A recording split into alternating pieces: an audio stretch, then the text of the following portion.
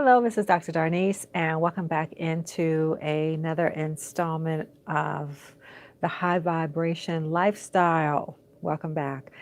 Please do me a favor, subscribe. You know I'm trying to grow the channel. Subscribe, like, share, hit the notification bell, all that good stuff.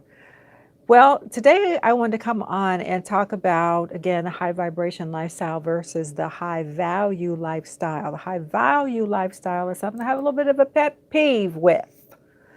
And you'll see what I mean. So from the thumbnail, you can see that I'm using as our example today Tony Hsieh, the former CEO of Zappos Shoes, who just recently passed away around Thanksgiving in a house fire.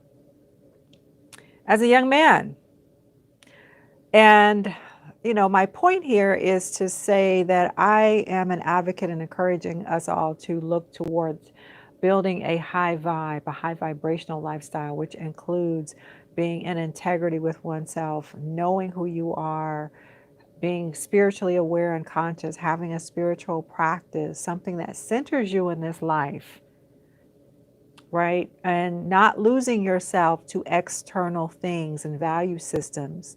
The high value lifestyle, which is being advocated by so many here throughout social media as the thing to which we should aspire, is highly problematic because you're establishing your value according to external things, how much money you make, like $10,000 a month is apparently the minimum, having influential friends, a powerful sphere of influence. And whereas those things might be okay to set as goals, you cannot set your value to those things. You cannot judge other people according to those things. It will crash and burn on you. We've seen so many celebrities, so many rich and famous, powerful people fall from their perches, literally fall into their graves, although they were very high value people. So I'm not sure what this high value thing is that's sweeping the internet. Some people are making, they've got very popular channels, bigger than my little channel over here, talking about high value and getting people to buy into this, like, yeah, that's the way I want to value my life. And if I don't make $10,000 a year, I must not really be valuable. And I'm like, what? Think about our creatives. Think about our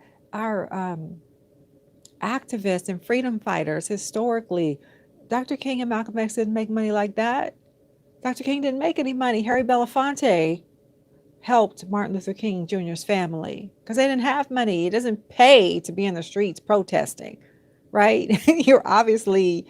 Your fame in that case is not paying off, and you don't have, you're hobnobbing with the most powerful people in the country, but you're a pariah in many of those cases. So, and many of the people who are our artists and intellectuals are never going to make that kind of money. So you're telling me they're not valuable people? It's all kind of problematic. People are dating according to, oh, this person's high value, if this person's high value enough for me. I'm sorry, it's just ridiculous. High vibration means that I'm establishing for myself a set of criteria that's interior. I know who I am. I'm a spiritually conscious person.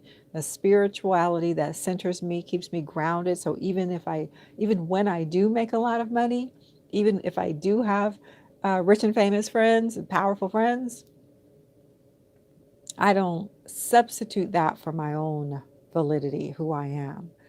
So that's what I'm an advocate for, is a high vibrational lifestyle where we are consciously expanding, growing.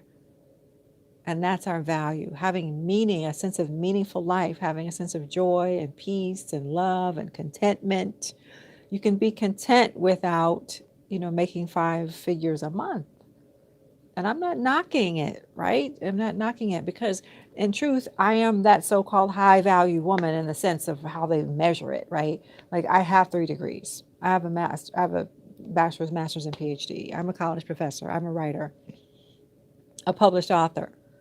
I know a lot of famous people. I'm here in LA. I know a lot of famous people. I was in a relationship with a famous person. That doesn't substitute for anything.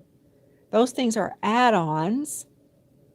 But if you don't have anything at your core, you're not going to make it through this life in a very happy way.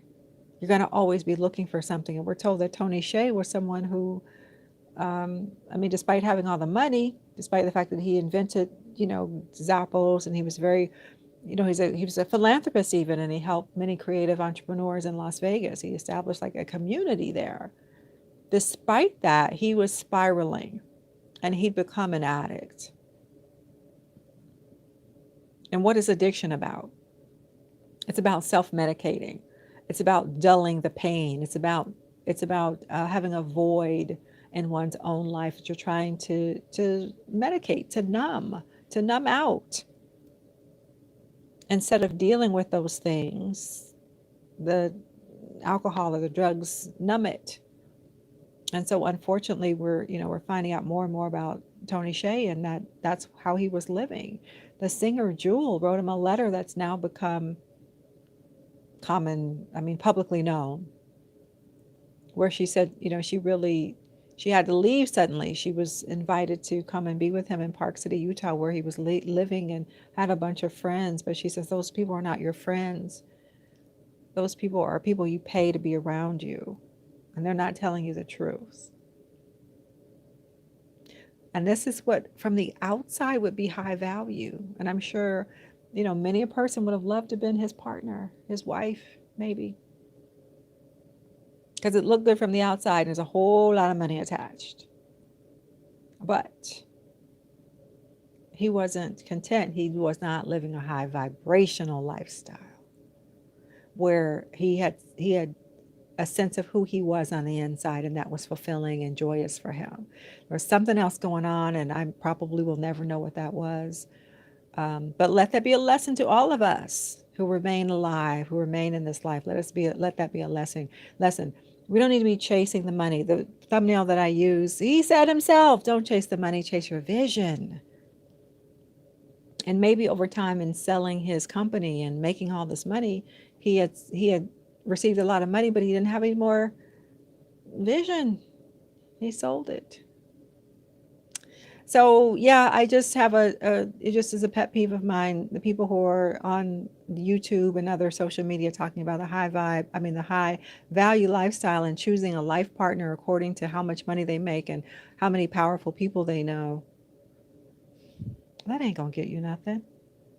You don't know me, but take it from me. I know a lot of famous people who are not happy. The reason I didn't marry a famous person is because I didn't want that high value life. Honest to God. I preferred a high vibrational life, which meant I had to leave that scenario and go and do something else. I had to go and do the things that felt more authentic to me. I'm not an actor. I'm not a performer. That's not my life. I'm a writer. I'm a teacher. And I needed to be closer to those things, because if I wasn't going to be myself, then yeah, it was going to cost me more than I was willing to pay. And thank God I was able to turn away from that and say that's not for me. But a lot of people get caught up in it because they think that they'll make it work. And then they'll end up strung out because it's a pain, it's a sense of void that you can't really numb. Well, anyway, that's what I had to say. I really encourage us all to seek that high vibrational life where we're really in touch with who we really are. We really are living the life of creative entrepreneurs, spiritually conscious entrepreneurs. Those are the people I work with. If you're looking for a coach in that arena, that's me. You can find me at DrDarnise's.com, or you can leave a message here in the comments that, yeah, I'm a spiritually conscious creative or an entrepreneur and I need some help with that. I help people who are at the crossroads in their lives and they're looking for what to do next, how to do it, because they've been living in a role, being something and pleasing other people and fulfilling their obligations and all that. And then they come to that point in life where they realize, what about me? Wait a minute.